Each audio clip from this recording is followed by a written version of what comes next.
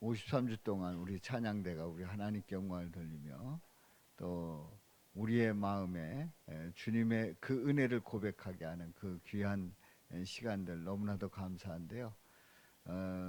이 찬양을 우리 주님께서 받으신 줄로 믿습니다. 우리 다시 한번 우리 찬양대를 격려하면서 우리 하나님께 영광 돌리면서 다시 한번 박수로 격려합니다. 예, 감사해요. 자, 우리 인사 나눕니다. 반갑습니다. 예, 올 한 해 마지막 날 은혜 중에 보냅시다. 예, 오늘 53번째 주를 맞이해서 우리가 예배를 드리는데요. 오늘도 예수님이 우리를 부르신 줄로 믿습니다. 또한 우리 예수님께서 우리에게 말씀하시는 줄로 믿습니다. 자, 우리 하나님께서 쉬운 3번에 걸친 주일 설교를 통해서 우리의 하나님이 여러분들을 사랑하시고 또 예수님께서 여러분들을 인도하시고 은혜 베풀어 주신 그 역사를 여러분들이 고백할 때마다 그 믿음대로 되실 줄로 믿습니다. 자,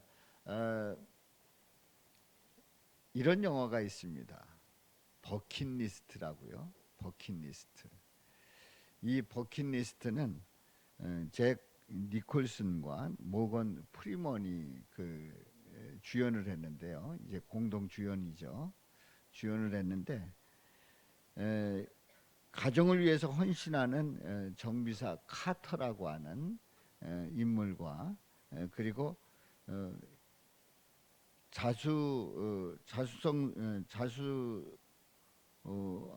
성가 그러니까 스스로 사업을 이루어 가지고 아주 크게 돈을 번 백만장자 바로 잭이 이제 등장을 합니다. 그런데 이 카터와 잭이 병원에 동시에 입원을 합니다. 입원한 이유는 암이 있다는 그런 진단을 받게 되죠.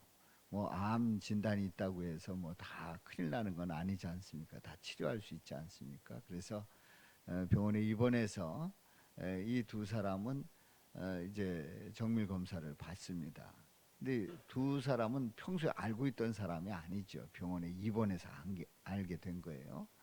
근데 정밀 검사를 했는데 이제 나름대로 기대를 한 거죠. 뭐 그게 그렇게 중하지 않은 그런 병이기를 서로 다 기대를 했겠죠. 근데 그 검사 결과가 나왔습니다.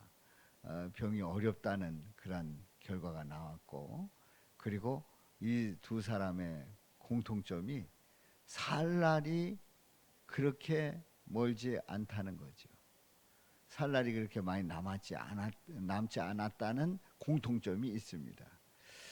그래서 이제 서로가 실망하면서도 서로 위로하고 이렇게 하는 가운데서 대학 때 버킷리스트, 그러니까 죽기 전에 꼭 하고 싶은 일들을 100가지 적어봐라 했던 그 과제가 있어서 그 과제를 했던 그 한 사람이 버킷리스트를 적습니다. 그러다가 적다가 말고 이 리스트를 구겨버려요. 적어봐야 소용이 없는 거죠. 살 날이 얼마 남지 않았는데. 그러나 서로 위로하면서 우리가 평생 뭘 하고 살아가야 될까 하면서 버킷리스트를 둘이 작성을 합니다.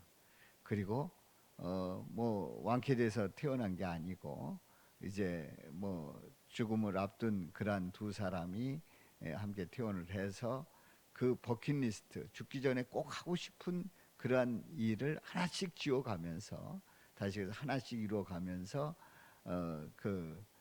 영화가 진행이 되는 그러한 그 영화입니다.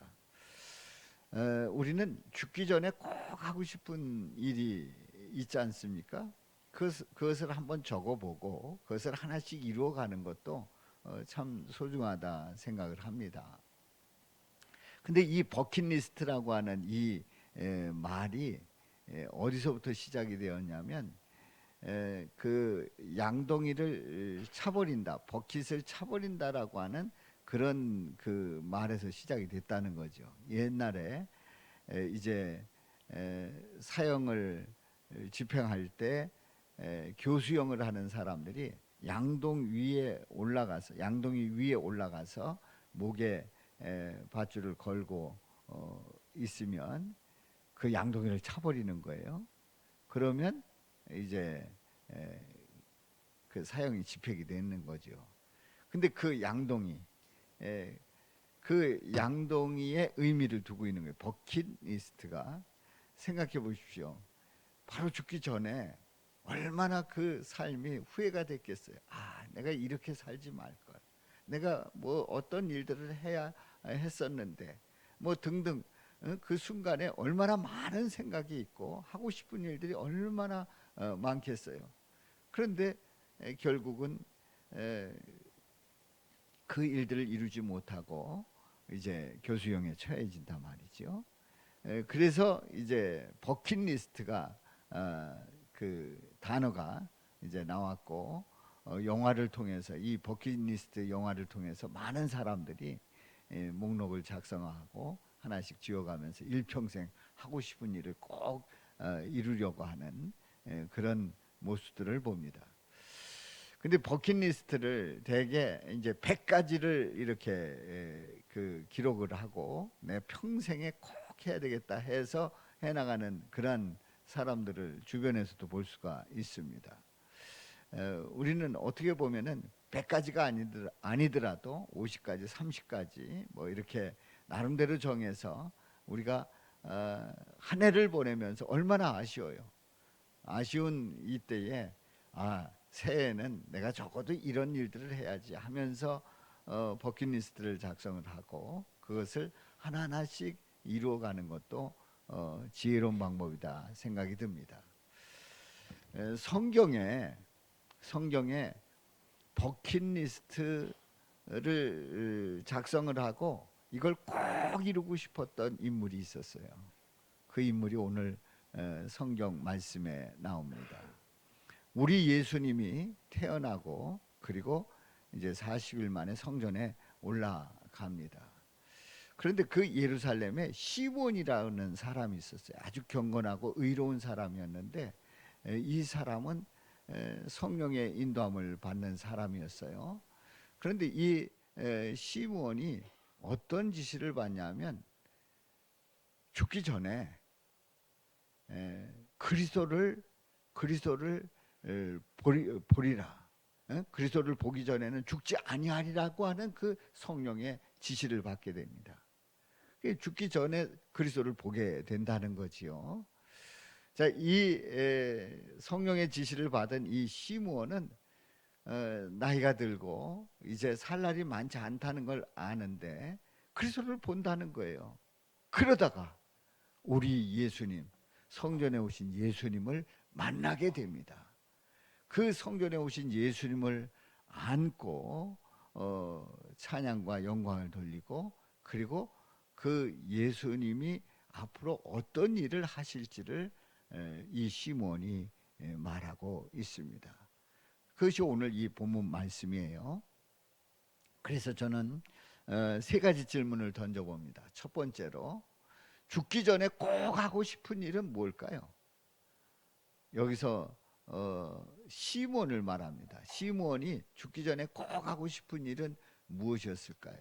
두 번째로 내 눈이 주의 구원을 보았다고 말하는 그 의미는 무엇입니까? 내 눈이 주의 구원을 보았다는 거예요. 그 의미는 무엇입니까? 또 세 번째로 여러 사람의 마음을 드러낸다고 하는 그러한 말씀이 있는데 어떻게 드러내는지 함께 은혜를 나누도록 합니다.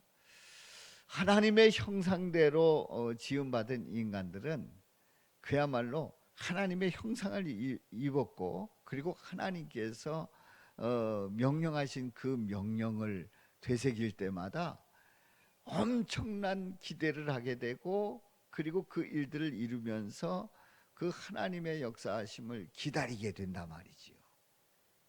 왜냐하면 하나님의 형상대로 지음을 받았기 때문에 그렇습니다. 생육하고 번성하고 또 땅에 충만하고 또 정복하고 다스리라 하는 그 명령을 들었을 때 얼마나 많은 일들을 할 수 있습니까? 생각을 해보세요. 아니 우주 만물을 창조하시고 그리고 사람을 창조하시고 그 사람에게 모든 것을 다 위임했단 말이에요. 그러니 그 삶이 얼마나 기대가 돼요. 그리고 하나님께서 이루시는 그 일들을 또 이 사람들은 보게 됩니다. 얼마나 기다려집니까? 그런데 말이죠, 인간이 죄를 짓고 교만해서 죄를 짓고 타락한 이후에는 하나님에 대한 그 기대가 사라집니다. 그리고 하나님께서 이루시는 그 일들이 기다려지지가 않는 거예요. 오히려 하나님을 피하는 거예요. 하나님과 상관없이 살고 싶은 거예요. 그래서 하나님을 마음에 두는 것을 싫어하는 그러한 인간의 속성을 보게 됩니다. 타락한 인간은 하나님을 기대하지도 않고 기다리지도 않는다는 사실이지요. 자, 첫 번째 질문입니다. 죽기 전에 꼭 하고 싶은 일은 무엇입니까? 말씀을 보겠습니다. 25절 말씀 다 같이요. 예루살렘에 시몬이라 하는 사람이 있으니 이 사람은 의롭고 경건하여 이스라엘의 위로를 기다리는 자라. 성령이 그 위에 계시더라. 아멘. 의롭고 경건해서 하나님의 위로를 기다리는 사람이었어요. 성령이 그 위에 계셨어요. 이 25절 말씀을 다시 해석을 하면 이 시므온은 하나님께 집중하는 사람이었어요. 하나님께 집중하는 사람이었어요. 하나님께서 무엇을 원하시는지, 하나님께서 일을 어떤 계획을 세우고 계신지, 하나님께서 인간을 향한 그 뜻이 무엇인지 하나님을 바라보면서 집중한 그 시므온의 모습을 보게 됩니다. 그렇습니다. 시므온이 의롭고 경건하다고 하는 이 말은 하나님께 집중했다고 하는 사실입니다. 26절 말씀이에요. 26절 말씀 다 같이요. 그가 주의 그리스도를 보기 전에는 죽지 아니하리라 하는 성령의 지시를 받았더니, 주의 그리스도를 보기 전에 죽지 아니하리라. 너는 안 죽는다 하는 거예요. 이것은 시몬의 생각이 아닙니다. 성령께서 지시를 하신 겁니다. 하나님께 집중하면서 성령의 인도함을 받았던 이 시몬은 성령의 지시를 이렇게 받은 거예요. 그리스도를 보기 전에는 죽지 아니하리라. 생각해 보십시오. 이 시몬은 한평생 살아가면서 성경도 많이 읽었습니다. 그래서 성경을 읽을 때마다 메시아가 오신다는 소식을 늘 보았어요. 성경에서.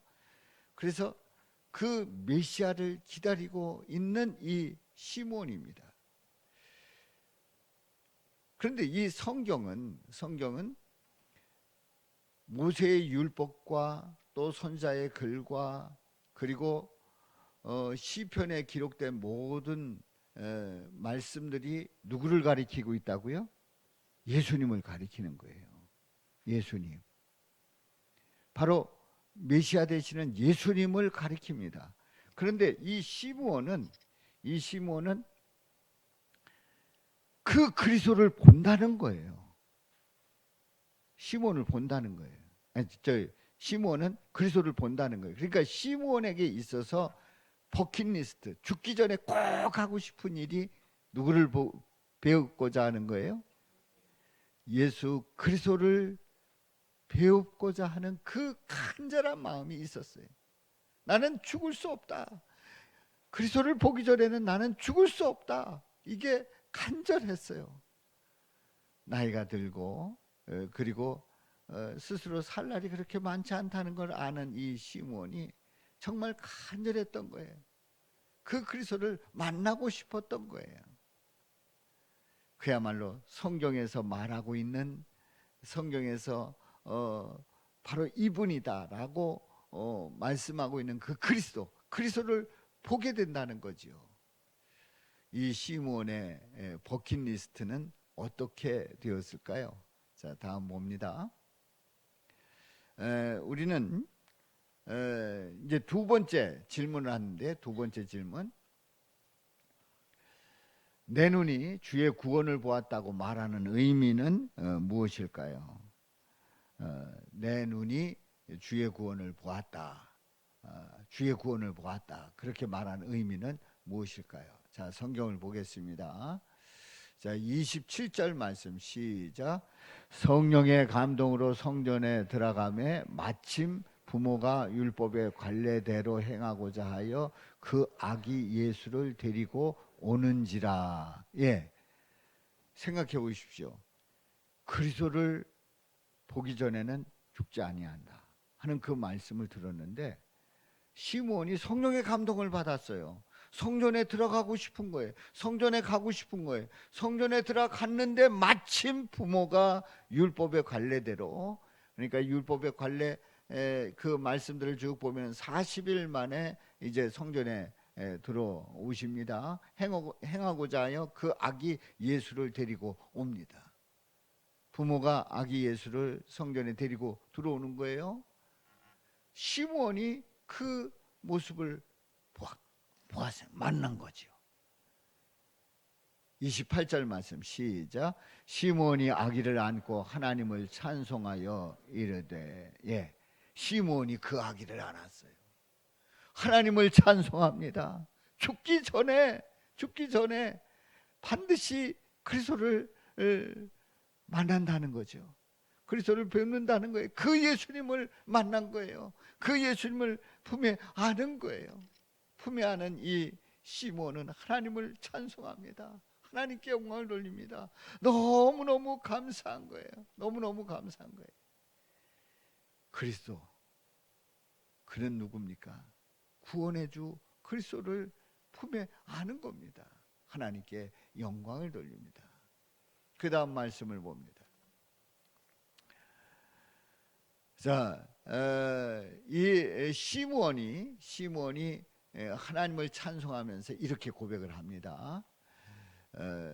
자, 29절 말씀 시작. 주제여, 이제는 말씀하신 대로 종을 평안히 놓아 주시는도다. 주제여, 이제는 말씀하신 대로 종을 평안히 놓아 주시는도다. 아니, 곧 있으면 몸이 약해지고 이제 더 이상 살 수 없을 것 같은데 그리스도를 본다고 하는 그 성령의 지시를 받았고, 그게 마음에 늘 걸렸던 거예요. 늘 마음에 사모하는 마음이 있었고 기다리는 마음이 있었는데 아슬아슬한 거지요. 그런데 주제 이제는 말씀하신 대로 종을 평안히 놓아주시는도다. 이제 마음을 편하게 갖게 됐다는 거예요. 이 말을 우리가 일상적으로 하는 말로 바꾸어 본다고 하면, 나는 이제 죽어도 여한이 없다 하는 말이에요. 맞습니다.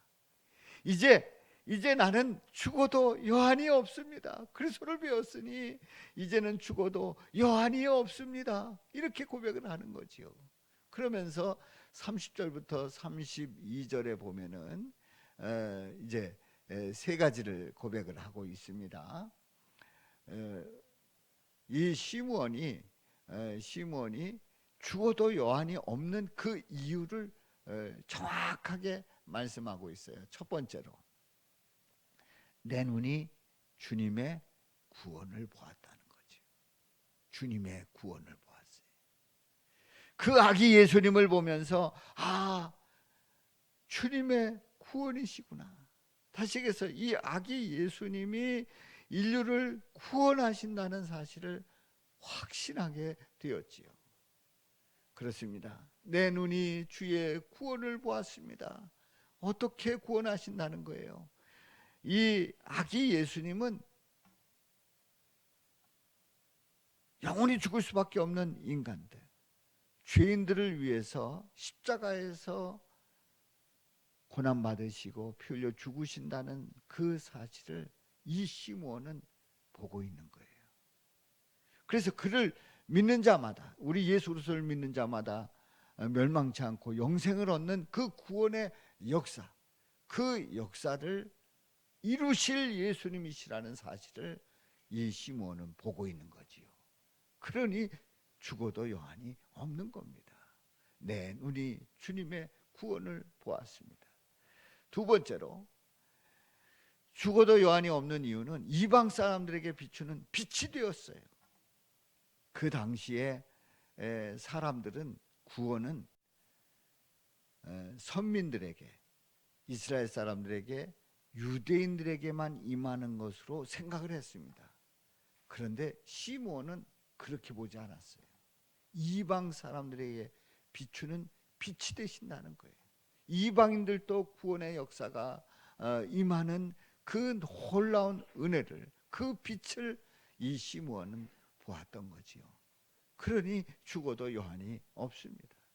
세 번째로, 주님의 백성 이스라엘에게 영광이 되신다는 거예요.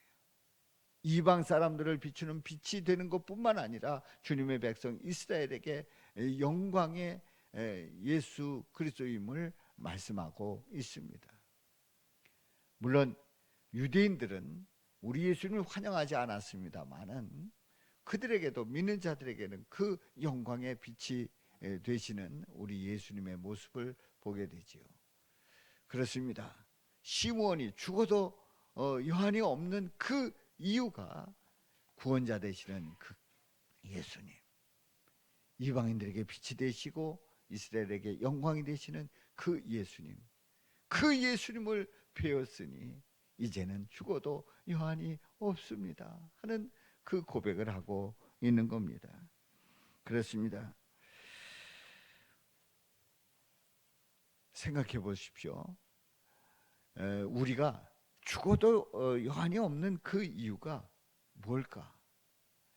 손주가,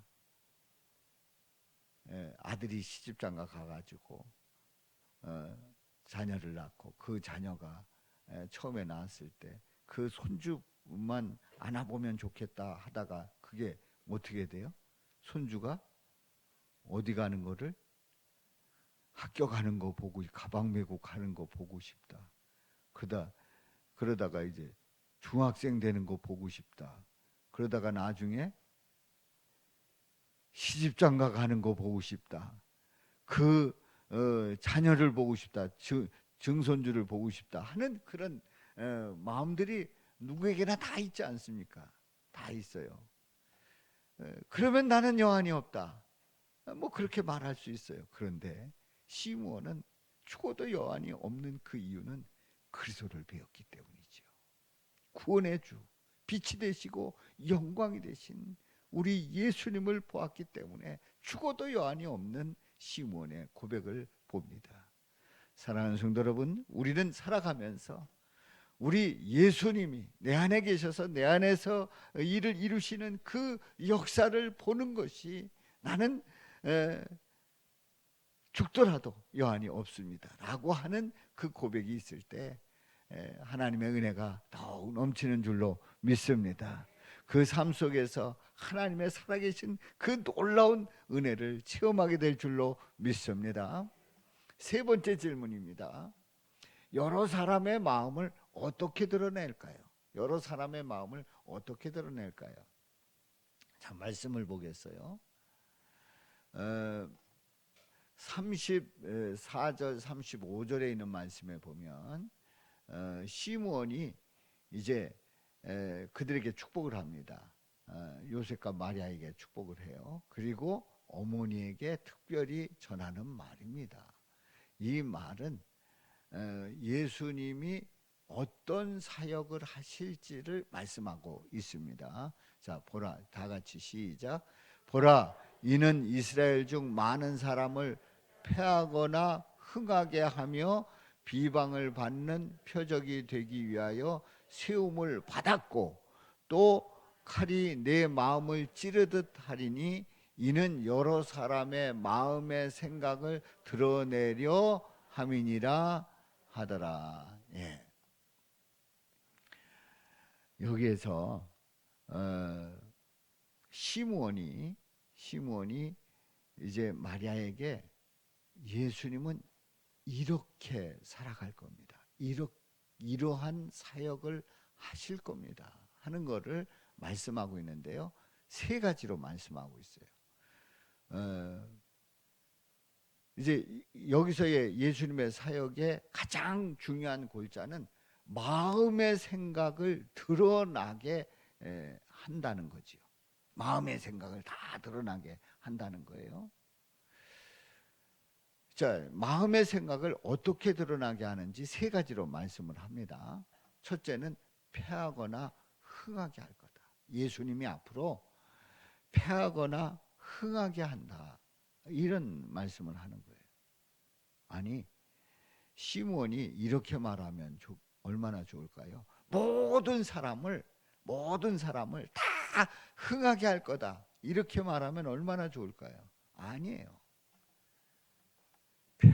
패하거나 흥하게 하신다는 거예요. 자, 그러면 우리 예수님 때문에 왜 패하는 사람이 나오고 흥하는 사람이 나옵니까? 예수 그리스도가 이 땅에 구원의 주로 오셨는데 예수님을 믿지 않는, 구원의 주로 받아들이지 않는 자는 그 인생은 패할 수밖에 없습니다. 아멘입니까? 세상적으로 보면 성공한 것 같고 엄청난 걸 이룬 것 같고 대단한 것 같고 할지라도 그 심령에 예수 그리스도를 나의 구주 나의 하나님으로 영접하지 않는다고 하면 그 인생은 패할 수밖에 없다는 거예요. 그러나 예수님을 나의 구주 나의 하나님으로 받아들일 때 그 인생은 예수님으로 말미암아 흥하게 되는 역사가 일어날 줄로 믿습니다. 흥하게 된다는 게 뭐예요? 영생을 얻는다는 거 아닙니까? 그렇습니다. 우리 인생은 패하는 인생이 아니라 예수님을 믿어서 흥하는 인생 되시기를 주님의 이름으로 축원합니다. 두 번째로요, 마음의 생각을 드러나게 하는 그 방법 중에 비방을 받는 표적이 된다는 거예요. 비방을 받는 표적. 아니, 예수님, 하나님의 아들 예수님 그리스도가 이 땅에 오셨단 말이에요. 그리고 전지전능하신 그 하나님 말씀이 육신이 되셨어요. 그렇다고 하면 우리 예수님 무조건 환영받아야 돼요. 무조건 모든 사람이 다 좋아해야 돼요. 그리고 무조건 모든 사람들이 그 발 아래 복종해야 돼요. 그랬을까요? 아닙니다. 아닙니다. 우리 예수님께서 사역을 하시면서 많은 사람들의 환영을 받기도 하고, 그리고 남자만 5천 명이 먹는 그 오병이어의 기적이 일어났듯이 그렇게 많은 사람들이 따라다니면서 예수님의 말씀을 들었고 예수님께 집중을 했어요. 그런데 예수님이 십자가에 못 박히실 때, 그 일주일 전에 예루살렘 성에 입성할 때만 해도 많은 사람들이 호산나 호산나 찬송을 부르면서 예수님의 뒤를 쫓아왔는데 십자가에 못 박힐 때 모든 사람들이 다 떠났어요. 그리고 그 시대에 가장 흉악범, 그야말로 아주 최악의 악질인 강도가 있었는데요. 그 강도하고 비교를 할 때에 누가 더 비난을 받아야 돼요? 그동안에 병자들 고쳐주고 말씀을 하고 말씀을 전하고 하나님 나라를 복음을 전파한 예수님을 그 풀어줘야 돼요? 악질 강도를 풀어줘야 돼요? 예수님을 풀어줘야 돼? 아니에요. 그 당시에 최고의, 그야말로 사람들이 뭐 다 아는 거예요. 지금이야 뭐 방송을 통해서 뭐 해서 사람들이 다 소식을 빨리 알아듣습니다마는, 그 당시에는 다 구전이겠습니다마는, 그래도 그 예루살렘이 다들 그 사람 하면 다들 고개를 절레절레 흔들었던 그 사람이 풀려나고 예수님이 십자가에 못 박혔습니다. 비방을 받는 표적이 되었어요. 여러분들, 비방을 받는 표적이 되었다는 건 사람들이 다 손가락질했다는 거예요. 침을 뱉었다는 거예요. 채찍질을 했다는 거예요. 결국은 십자가의 못을 박은 거죠. 비방을 받는 표적이 된다고 이 시므온은 말씀하고 있습니다. 그때에 마음이 다 드러나는 거지. 비방받는 예수님을 보면서 비난했던 그런 사람들은 예수님을 믿지 않는 사람들이에요. 그때에 슬피 울며 안타까워하는 그리고 주님을 바라보는 자는 예수님께 소망을 두는 자들이죠. 오늘날에도 마찬가지입니다. 예수님을 비방하는 자 있을 수 있어요. 비방을 받는 우리 표적이 우리 예수님이 될 수 있어요. 예수님이라고 해서 사람들이 비난 안 합니까? 한다는 말이죠. 그때 마음이 다 드러나는 거예요. 그 마음의 생각이 어떤지가 훤히 드러난다는 거죠. 이제 세 번째로 칼이 마음을 찌른다는 거예요. 칼이 내 마음, 마리아의 마음을 찌른다는 거예요. 그러니까 예수님이 십자가에 못 박힐 때 얼마나 마음이 아팠을까요? 그 어머니는. 그런데 그 어머니의 마음을 찌르는 것뿐만 아니라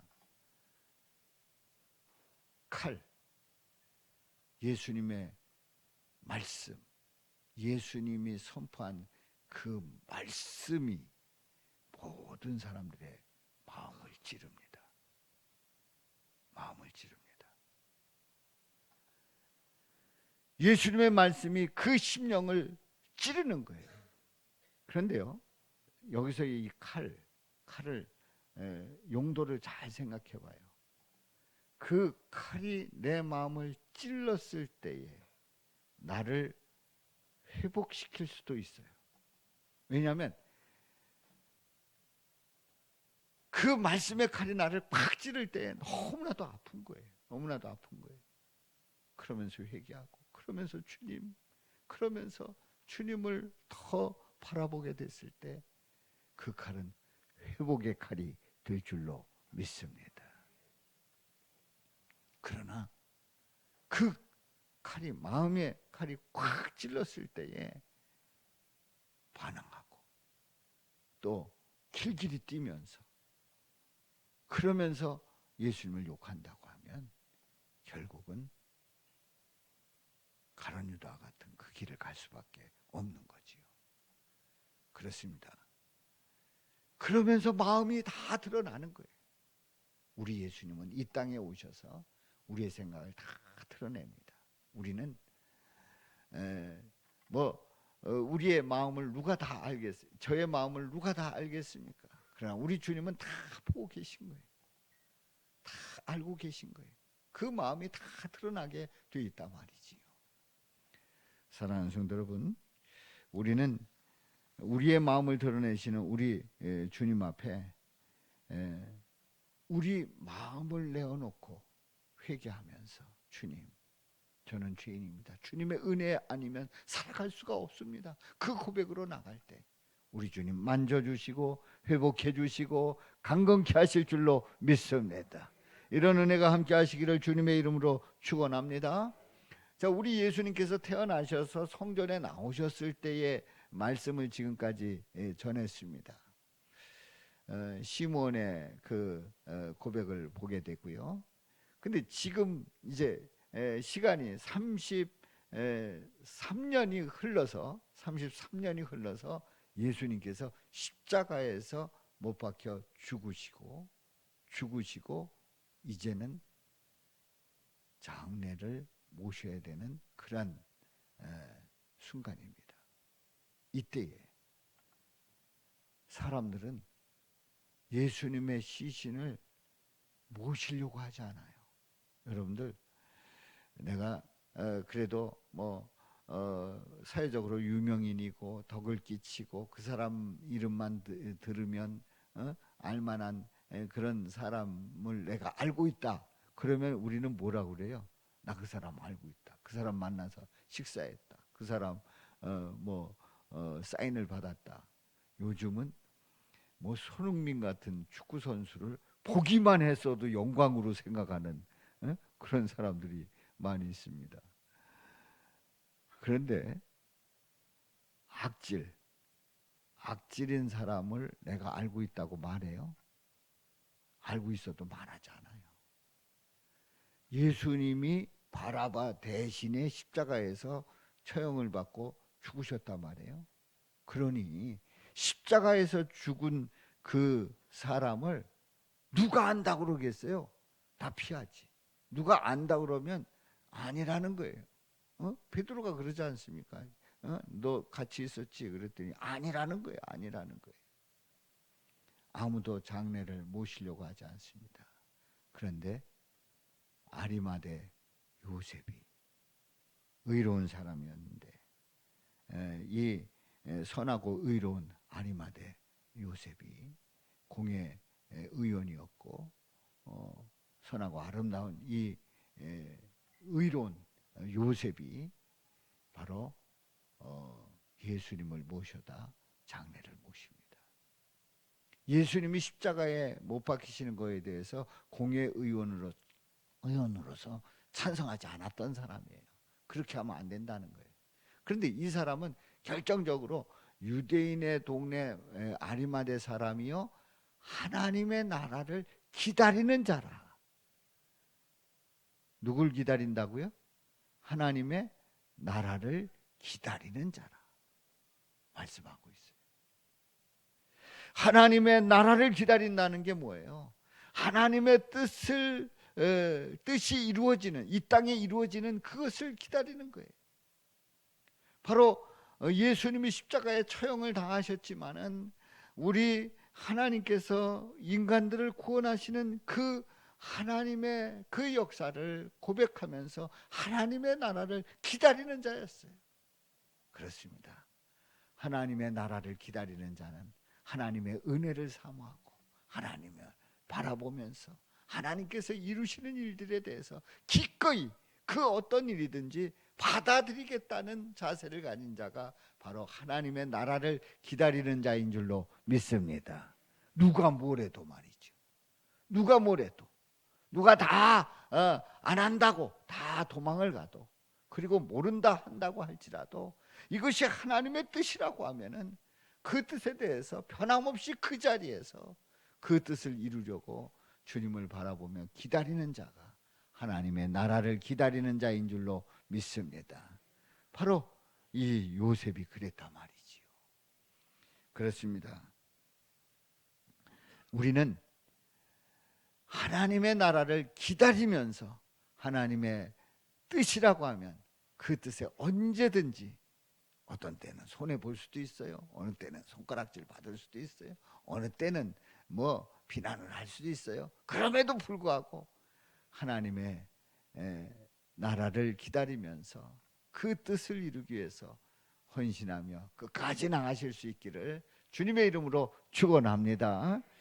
영광은 기다리는 가운데 보게 돼 있어요. 영광은 기다리는 가운데 보게 돼 있습니다.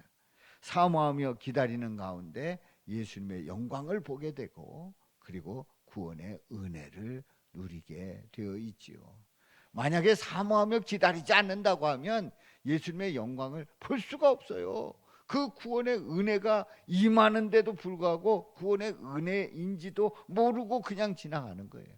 하나님이 사랑하신다 말씀함에도 불구하고 그 사랑이 뭔지도 모르고 지나간단 말이에요. 그런데 그 은혜 가운데 사모하며 기다릴 때에 바로 그 자에게 주님의 구원의 역사가 넘치게 됩니다. 한 해를 보내면서 쉬운 세 번째 주일 예배를 드리고 있는데요. 올 한 해에 꼭 하고 싶은 일들은 여러분들 잘 이루셨는지요? 이제 하루 남았습니다. 하루도 24시간 남은 것도 아닙니다. 이제 12시간 남았어요. 12시간. 12시간 남았는데 올해 하고 싶었던 일들 다 이루셨는지요? 어떻게 보면 우리는 올 한 해 이런저런 일을 하고 싶었다 하는 그 리스트, 버킷리스트를 적어 놓았다고 하면 한번 체크해 볼 필요가 있습니다. 어떠신지요? 내가 더 기도할 걸, 내가 더 말씀을 볼 걸, 내가 더 섬길 걸, 내가 더 전도할 걸, 내가 더 주님 앞에 엎드리면서 주님을 바라볼 걸 하는 그런 후회스러운 마음들도 있을 겁니다. 그래서 우리는 버킷리스트가 우리에게는 뭘까 생각을 해봤더니 나의 기도와 약속이 버킷리스트더라고요. 거기에 기도가 있고 거기에 말씀이 있고 찬송이 있고 봉사가 있고 전도가 있고 하는 거예요. 그래서 여러분들이 이제 다 받으셨겠습니다마는 작성하실 때에 이건 나의 버킷리스트다 생각을 하고 올해 이제 2023년도 나의 기도와 약속을 그냥 어디다 그냥 두고 끝내지 마시고 한번 체크해 보세요. 우리 주님께서 어떻게 기도를 응답해 주셨는지, 그리고 나는 어떻게 약속했던 일들을 이루었는지를 확인해 보시길 바랍니다. 그리고 2024년도 버킷리스트를 적을 때, 나의 기도와 약속을 적을 때에 정말 이 일은 하나님의 나라를 기다리면서 우리 예수님을 고백하면서 예수님의 은혜 가운데 좀 진지하게 기록을 하시고, 그리고 보관해 두면서 체크했다가 또 한 해를 점검해 볼 수 있기를 바랍니다. 그렇습니다. 내 평생 꼭 하고 싶은 그 일이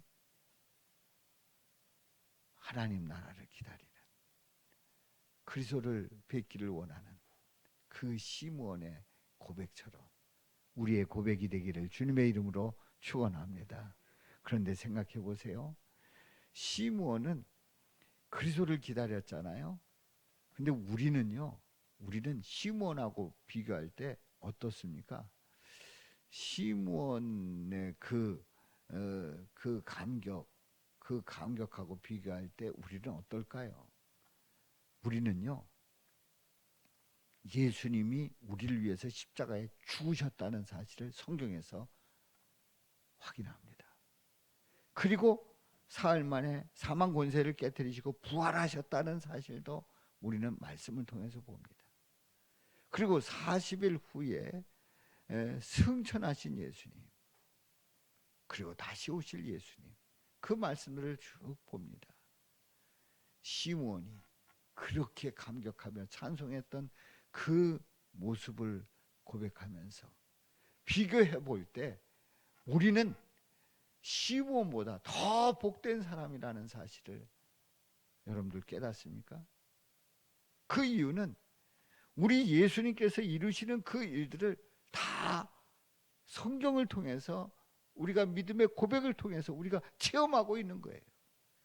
그리고 우리 예수님은 다시 오실 줄로 믿습니다. 재림하실 예수님을 기다리면서 주 예수여 어서 오시옵소서 하는 그 믿음의 고백으로 나갈 때 그 심령 속에 하나님의 은혜가, 하나님의 사랑이 더욱 넘치고 우리 예수님을 생생하게 체험할 줄로 믿습니다. 이런 은혜가 이제 마지막 주일을 예배를 드리며 하나님께 영광 돌리는 여러분들에게 넘치시기를 주님의 이름으로 축원합니다. 내 평생 꼭 하고 싶은 일이 예수님과 상관이 없다고 하면 그거는 생명이 없습니다. 그렇잖아요. 내 평생 꼭 하고 싶은 일, 예수님과 전혀 상관이 없다. 그러면 그 안에는 생명이 없어요. 그런데 내 평생 꼭 하고 싶은 일이 예수님을 기다린다고 하면 그 생명은 풍성해질 줄로 믿습니다. 한번 외쳐보겠어요?